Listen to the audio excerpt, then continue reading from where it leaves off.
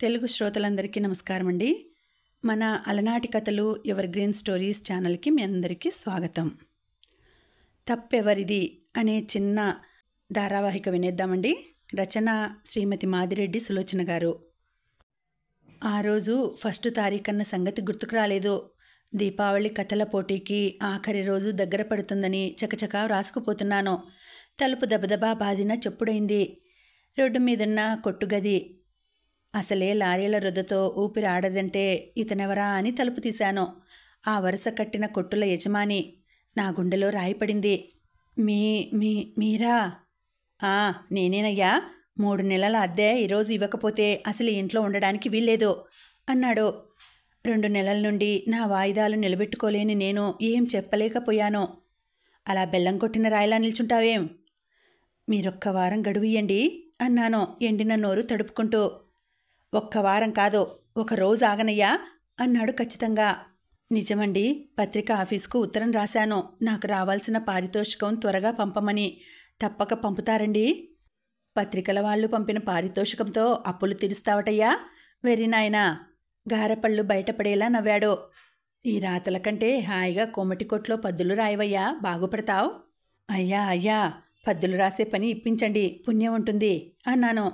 బావుందయ్యా, తాటికాయలు తెచ్చాను అంటే తలకేసి కొట్టుకో అన్నట్ట నీలాంటివాడు అని కోపంగా లేచాడు. ఇదే ఆఖరు వాయిదా ఇక. మళ్ళీ వాయిదా అంటే సామాన్లు బయట వేయండి అన్నాను. అప్పటికా ఆపద తప్పినందుకు సంబరపడుతూ. అతను గొడుగు గట్టిగా పట్టుకొని వెళ్ళిపోయాడు. ఈసారి తప్పక పత్రికాధిపతుల నుండి జవాబు రావాలి. గట్టిగా రాశాను. BA పాస్ అయ్యి ఇంట్లో ఎత్తిపొడుపులు భరించలేక ఇల్లు వదిలి సంవత్సరం అయింది. వాంటెడ్ కాలమ్స్ చూడటం, ఏదో రాసి పత్రికలకు పంపడం అలవాటైపోయింది.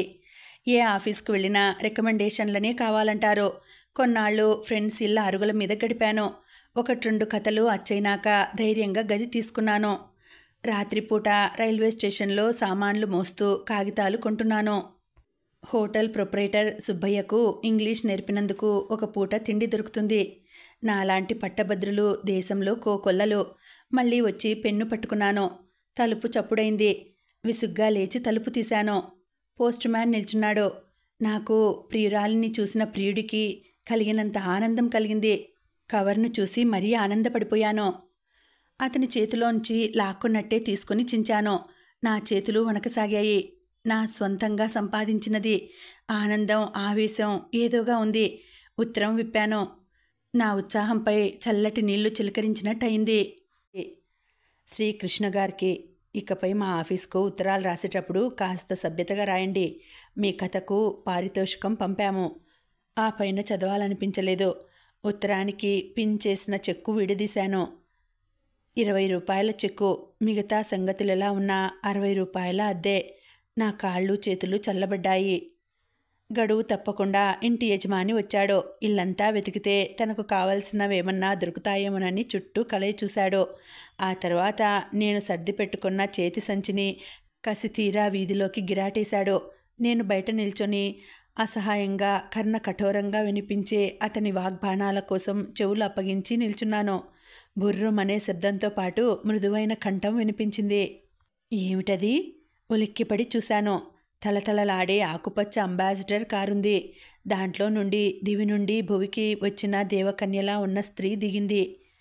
అమ్మా, క్షమించాలి, చేతులు నులుముకున్నాడు మా ఇంటి యజమాని. తన కోప కారణం విచారించాడు. ఆవిడ గాగుల్స్ తీసి ఒకసారి తీక్షణంగా అతని వంక చూసి క్రిందకి వంగింది. నా గుండెల్లో రైళ్లు పరిగెత్తసాగాయి. ఆ సంచి విసిరి నా ముఖంపై కొట్టదు కదా. ఆశ్చర్యం. ఆమె అపురూపంగా క్రిందపడిన నోట్బుక్ ఎత్తింది. గబగబా పుటలు తిప్పింది. ఆమె ముఖం ప్రఫుల్లం కావటం చూసి నాకు ధైర్యం వచ్చింది. ఆమె తన పర్స్ తీసి అద్దె ఇచ్చేసింది. చూడండి మిస్టర్ కృష్ణ. ఎంత మంచి పేరు. మిస్టర్ కృష్ణ, ఈ డబ్బు మీకు ఉచితంగా ఇస్తున్నానని మాత్రం అనుకోకండి. తన కారులోంచి ఒక చిన్న కార్డు తీసి ఇచ్చింది నాకు. ఈ అడ్రస్కు రండి, నాకు ట్యూషన్ చెబుదురుగాని. అయ్యా, ఇంటి యజమాని వైపు తిరిగింది. ఇక మీదట ఇలాంటి మర్యాదలు చేయవద్దు అని కారులో కూర్చుని దబ్బున కారు తలుపు వేసుకుని స్టార్ట్ చేసుకుని వెళ్ళిపోయింది. ఆ క్షణంలో ఇంటి యజమానిని అమాంతం కావలించుకోవాలనిపించింది. ఇంత మంచి స్నేహితురాలున్నదని చెప్పలేదేమయ్యా అంటూ ఎంతో వినయంగా సంచి తెచ్చి గదిలో పెట్టి వెళ్ళిపోయాడు. నా ఆనందం చెప్పతరం కాదు. ఎవరెస్ట్ ఎక్కినంత ఆనందం కలిగింది. అప్రయత్నంగా కార్డు వంక చూశాను. మోహిని, శ్రీ విల్లా. అబ్బా, ఎంత చక్కని పేరు. తలుపు వేసుకుని కళ్ళు మూసుకున్నాను. మోహిని, నిజంగా మోహిని. ఆ లావణ్యం వర్ణించతరమా? లతలాంటి శరీరం, బంగారపు వన్నె రంగు, మీనాల వంటి కళ్ళు, అన్నింటికంటే అందమైన చిరునవ్వు. అలా ఆలోచిస్తూ ఎప్పటికో నిద్రపోయాను. మర్నాడు బట్టలు ఉతుక్కొని చేత్తోనే ఇస్త్రీలా ఒత్తి వేసుకొని శ్రీవిల్లా చేరుకున్నాను. అధునాతనమైన మేడ, చుట్టూ పూదోట. చూసి గేటు దగ్గరే ఆగిపోయాను. ఆ ఇంట్లో పనివారు కూడా నాకంటే శుభ్రంగా ఉంటారేమో. రండి, అక్కడే ఆగిపోయారేం? తలెత్తి చూశాను. ఇంటి ముందు పోర్టికోలో మోహిని నిల్చుంది. పాలనురుగు లాంటి బట్టలలో శ్వేతసుందరిలా ఉంది. నమస్తే అంటూ ధైర్యంగా ముందుకు నడిచాను. ఆమె డ్రాయింగ్ రూమ్ దేవేంద్ర భవనంలా ఉంది. నా కాలు పెడితే కార్పెట్టు నలిగిపోతుందేమో అన్నంత నెమ్మదిగా కూర్చున్నాను. పని మనిషి కాఫీ తెచ్చింది. తీసుకోండి. నేను పరవశంగా ఆమెను చూస్తూ కాఫీ సిప్ చేయసాగాను. ఆమె అడిగిన ప్రశ్నలన్నింటికీ ఓపికగా జవాబు చెప్పాను. ఆవిడే ఉపాధ్యాయుని, నేనే శిష్యుణ్ణి అనిపించింది. ఇన్ని ప్రయత్నాలు చేసి కూడా ఉద్యోగం సంపాదించలేకపోయారన్నమాట. ఈసారి ప్రయత్నించండి. ప్యారీ అండ్ ప్యారీ కంపెనీకి వెళ్ళండి అన్నది చిరునవ్వుతో. అలాగే, మీకు ట్యూషన్ చెప్పాలన్నారు అన్నాను. అవును కృష్ణ, ఇంగ్లీష్ చెప్పాలి. నా పేరేనా అన్నంత మధురంగా ఉచ్చరించింది. తప్పక చెబుతానండి. ఈ పుస్తకాలు తెప్పించండి. జేబులోంచి కాగితం తీసి ఓ 10 పుస్తకాల పేర్లు రాసిచ్చాను. మంచిది, మీతో నేను చనువుగా ఉందామని పేరు పెట్టి పిలిచినా మీరేమో మీరు మీరు అంటున్నారు అన్నది కినుకగా. నాకెందుకో మోహిని చాలా దగ్గరి మనిషిగా, ఆత్మీయురాలిగా కనిపించింది. ఆమెతో మాట్లాడిన అరగంటలో సంకోచాలన్నీ ఎగిరిపోయాయి. మోహిని అని పిలవగలిగాను. మర్నాడు ప్యారీ అండ్ ప్యారీ కంపెనీకి వెళ్ళాను. నా పేరు అడిగి వెంటనే అపాయింట్మెంట్ లెటర్ ఇచ్చారు. నా ఆనందం వర్ణనాతీతం. అక్కడ మోహిని ఉంటే ఆమెను ఎత్తి గిరిగిరా తిప్పాలనిపించింది. సాయంత్రం వెళ్ళి మోహినికి ఎన్నో చెప్పాలనుకున్నాను. కానీ నా హృదయం మోగబోయింది. ఆమె మాట్లాడింది. 100 రూపాయలు బట్టలు కుట్టించుకోవడానికి ఇచ్చింది. మా పాఠాలు చక్కగా సాగాయి. మోహిని నెల రోజులలో రాయటం నేర్చుకుంది. కొత్త బట్టలలో నా అందమే మారిపోయిందట. అందరూ నా వంక చిత్రంగా చూస్తుంటే అసూయ పరులనుకొని నవ్వుకున్నాను. ఉదయం రాసుకునేవాడిని. 10 నుండి 5 వరకు ఆఫీస్ పని. 6 నుండి 8 వరకు మోహినికి పాఠాలు చెప్పడం. అక్కడే భోజనం చేసి ఇంటికి వచ్చి ఏదో చదివి నిద్రపోయేవాడిని. మొదట జీతం అందుకున్నప్పుడు నాకు కలిగిన ఆనందం మర్చిపోలేనిది. ఆ ఆనందానికి కారకురాలైన మోహిని పట్ల ఆరాధన పెరిగింది. స్వీట్ తీసుకుని వెళ్ళాను. ఏమిటి? స్వీట్ అన్నాను. నోరు చాపింది. ఆమె అంత చొరవ చూపితే మగవాడిని నాకేం? వెంటనే కోవా బిళ్ళ ఆమె నోట్లో కుక్కాను. ఆమె కూడా మరొకటి తీసుకుని నా నోట్లో పెట్టింది. క్షణం ఇద్దరి కళ్ళు కలిశాయి. ఆమె కళ్ళు వాలిపోయాయి. మోహిని, అప్రయత్నంగానే ఆమెను నా చేతుల్లోకి తీసుకున్నాను. కృష్ణ నా భుజంపై వాలిపోయింది. ఆమె ఒంటికి రాసుకున్న ఫారిన్ సెంటు నా నాసికా పుటాలను తాకింది. ఒక్కసారి నిద్రాణమైన యవ్వనం మేల్కొన్నది. ఇంతవరకేనాడూ ఆలోచించని కోరికలు కస్సుమన్నాయి. నా చేతుల్లో నలిగిపోతున్న మోహిని కళ్ళల్లోని మెరుపు చూసి పరవశించిపోయాను. ఆమె ముఖం, మెడ తమకంగా చుంబించాను. అనుకోకుండా మోహిని ఒక్కసారి నన్ను దూరంగా నెట్టి చెరచెరా గదిలోకి వెళ్ళిపోయింది. మోహిని, కృష్ణ వెళ్ళిపో, ఇప్పుడు వెళ్ళిపో అన్నది వణుకుతున్న కంఠంతో. ఒక్కసారి నిద్ర లేచినట్టు అయింది. వేగంగా మేడ దిగి వీధిలో పడ్డాను. భలే ఛాన్స్ రా. నా వెనుక ఎవరో అనుకుంటున్నారు. తిరిగి చూశాను. వాళ్ళు మాట్లాడక వెళ్ళిపోయారు. గది చేరినా ఇంకా మోహిని స్పర్శానుభూతి నన్ను వదల్లేదు. ఆప్యాయంగా భుజం తడుముకున్నాను. మరునాడు నా ఉద్యోగం సంగతి తెలుపుతూ నాన్నకు ఉత్తరం రాసి 100 రూపాయలు మనీ ఆర్డర్ పంపాను. ఒక పత్రికాధిపతి నుండి ఉత్తరం వచ్చింది. తను ఏదో ప్రత్యేక సంచిక వేస్తాడట నా కథ కావాలని.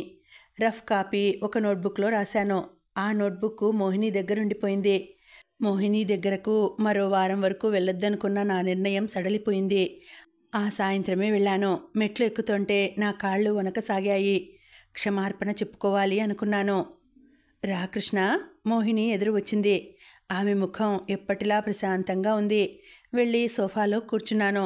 వెంటనే వచ్చి సోఫాలో నా ప్రక్కన కూర్చుని నా ఒడిలో తల పెట్టుకుని పడుకుంది. మోహిని. నా తల వంచుకుంది.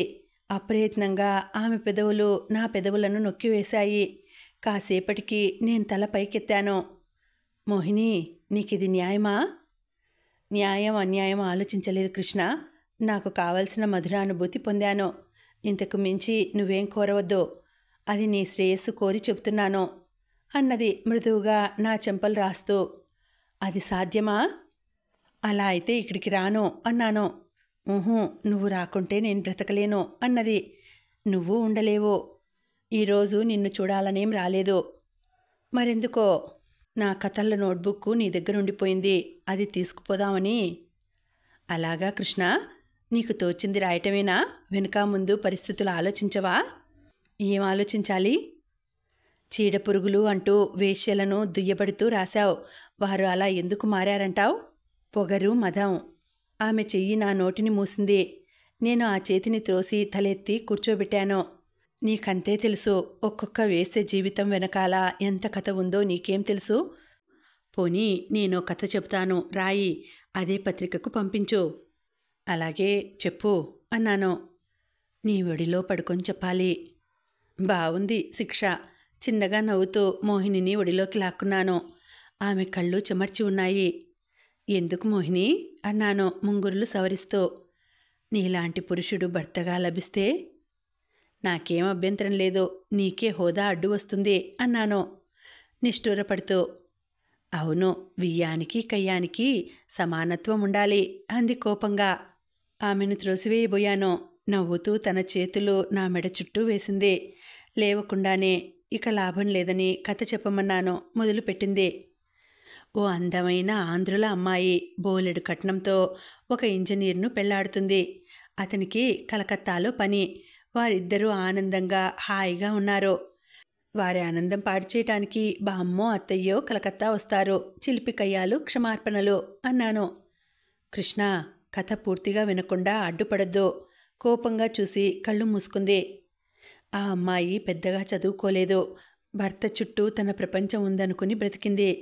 కలకత్తా బార్డర్ వద్ద అప్పటికి ముస్లింల దుండగాలు సాగుతుండేవి. ఒకసారి 4 దుండగులు వచ్చి ఇల్లంతా దోచుకుని భార్యను ఎత్తుకుపోయారు. ప్రాణభయంతో భర్త మౌనంగా చూశాడు. వారామెను 2-3 రోజులు ఉంచుకొని వదిలేసి వెళ్ళిపోయారు. శరీరం మైలపడ్డా మనసు పవిత్రంగా ఉంచుకున్న ఆ స్త్రీ ఎంతో ఆశతో భర్త ఇల్లు చేరింది. అతను పతితవు పనికిరావన్నాడు. భర్తగా రక్షించలేకపోయినందుకు సిగ్గుపడలేదు. దుండగుల వద్ద చూపలేని పురుషత్వం ఆ అబలపై చూపి తన్ని తగిలేశాడు. స్త్రీకి ఎల్లప్పుడూ అండగా నిలిచేది కన్నీళ్లేగా. ఆ కంటి నీటితో ఆమె పుట్టిల్లు చేరింది. వారంతా విని మిగతా పిల్లల భవిష్యత్తును దృష్టిలో ఉంచుకునైనా తిరిగి మంచో చెడో భర్త దగ్గరకు వెళ్ళిపోమన్నారు. ఆమె ఉద్యోగం చేయటానికి వీల్లేదాయే. అటు తిరిగి ఇటు తిరిగి వేశ్యావాటిక చేరింది. ఇప్పుడు చెప్పు కృష్ణ, ఆమె మదమెక్కి చేరిందంటావా? అంటే వేశ్యలంతా అలాంటి వారేనంటావా?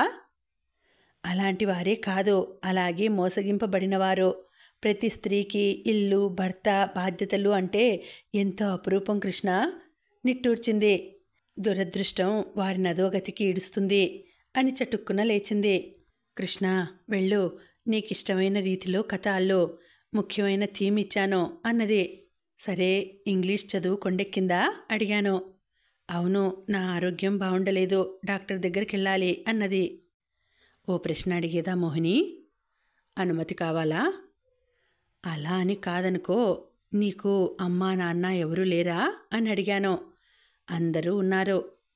మరిక్కడ ఒక్కదానివే ఉన్నావేం? తోడు నువ్వున్నావుగా. నేనొచ్చి కొన్ని నెలలేగా, అంత క్రితం. నీలాంటి స్నేహితులే. వెళ్ళు, కథ పూర్తి చేయి అన్నది ముఖం అటు తిప్పుకొని. ఓ నిట్టూర్పు వదిలాను. అర్థం కాని మనిషి అనుకున్నాను. మా స్నేహం ఎప్పటిలాగే ఉంది. ఒక్కోసారి మోహినిని చూసి నిగ్రహించుకోవటం కష్టంగా ఉంది. ఓ రోజు నాన్నగారు వచ్చి యోగక్షేమాలు కనుక్కొని మరి కాస్త డబ్బు పంపమన్నారు. చెల్లెలి పెళ్లికి కావాలట. ఆయన గదిలో పడుకున్నారు. నేను ఆఫీస్కు వెళ్ళిపోయాను. సాయంత్రం వచ్చేసరికి నాన్న చిటపటలాడుతున్నారు. ఏమిట్రా, రోజు సాయంత్రం ఎక్కడికి వెడుతున్నావు? ట్యూషన్ చెప్పడానికి నాన్నా అన్నాను. ఒక వేశ్యకు ట్యూషన్ చెప్పడం అంటే ఏమిటో నాకు తెలుసురా, ఆయన మండిపడ్డాడు. తల తిరిగిపోసాగింది. మోహిని వేశ్య? ఊహూ, ఎవరినన్నా చూపించి మొగుడన్నదేమిటి? కాదు, ఆమెకు నేను ట్యూషన్ మాస్టారునే, నిశ్చింతగా ఉండండి అని హామీ ఇచ్చాను. కానీ నా తలపై 1000 సమ్మెటపోట్లు పడ్డట్టు అనిపించింది. నాన్న తిట్టి తిట్టి అలసిపోయారు. ఆయన హోటల్కెళ్లారు. నాకంతా అర్థమైంది. అంత పెద్ద మేడలో ఆమె ఒంటరిగా ఎందుకుంటుందో. ఆమె చెప్పిన కథ ఆమె చరిత్రేనని నమ్మకం కలిగింది. కోపానికి బదులు జాలి కలిగింది. వారకాంత అయినా నీతి ఉంది. నన్ను తప్పుదారి పట్టించలేదు. మెల్లగా ఆమె ఇల్లు చేరాను. మొదటిసారిగా పరీక్షగా చూశాను. క్రింద గదులు ఎప్పుడూ వేసే ఉంటాయి. ఆ రోజు తీసి ఉన్నాయి. ఎదుటి గదిలో డబుల్ కాట్ ఖరీదైన అలంకరణతో ఉంది. పని మనిషి నన్ను చూస్తూనే తలుపులు చేరవేసింది. మెల్లగా పైకి వెళ్ళాను. మోహిని కళ్ళు మూసుకొని సోఫాలో పడుకుంది. పరీక్షగా చూశాను. ఒళ్ళంతా ఎర్రని మచ్చలు. ఉలిక్కిపడ్డాను. హృదయం ఆర్ద్రమైపోయింది. దయగా ఆమె తల నిమిరాను. కృష్ణ, వచ్చావా? అన్నాను ముంగురులు సవరిస్తూ. రా, కూర్చో, నీతో ఓ విషయం చెప్పాలి.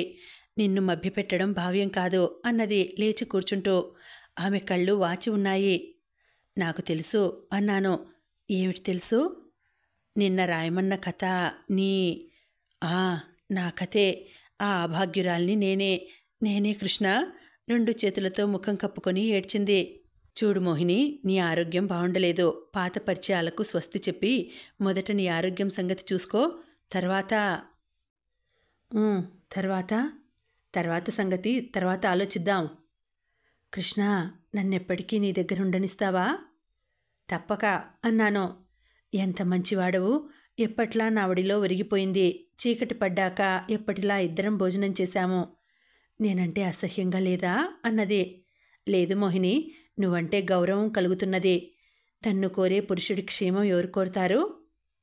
కృష్ణ, తీక్షణంగా ఉంది మోహిని గొంతు. నిన్ను అందరి పురుషుల్లో జమకట్టానా? నిన్ను నేను ఆరాధిస్తాను కృష్ణ, ఆరాధిస్తాను అన్నది. ఇప్పుడేం ఆలోచించకు. రేపు వచ్చి డాక్టర్తో మాట్లాడతాను. ఈ పూట నాన్నగారున్నారు అన్నాను. మోహిని మేడ దిగి క్రిందికి వచ్చింది. వెనకగా వచ్చి తన 2 చేతులు నా మెడ చుట్టూ వేసింది. కృష్ణ, నేను చచ్చిపోతే నా కోసం 2 కన్నీటి బొట్లు రాలుస్తావు కదూ? నాకు కోపం వచ్చింది. చేతులు తీసి దూరంగా నెట్టాను. కోపం వద్దు. చెయ్యి పట్టుకొని నా వెనకాలే గేటు వరకు వచ్చింది. చెయ్యి నొక్కి వదిలాను. నాన్న నన్ను మరోసారి హెచ్చరించి వెళ్ళిపోయారు. ఆ రాత్రంతా కూర్చొని వ్రాసిన కథకు తప్పెవరిది అన్న పేరు ఖాయం చేశాను. సంఘంలో చీడపురుగులనే వేశ్యల పతనానికి ఎవరు బాధ్యులు అన్నదే కథా సారాంశము. తప్పక మోహినికి నచ్చుతుంది అనుకున్నాను. ఆఫీస్కు వెళ్ళి పనిలో లీనమయ్యాను. మిస్టర్ కృష్ణ, తలెత్తి చూశాను. మా కంపెనీ మేనేజింగ్ పార్ట్నర్ షా నిల్చున్నారు. లేచి నిల్చున్నాను. వెంటనే మనమో చోటికి వెళ్ళాలి అన్నారు.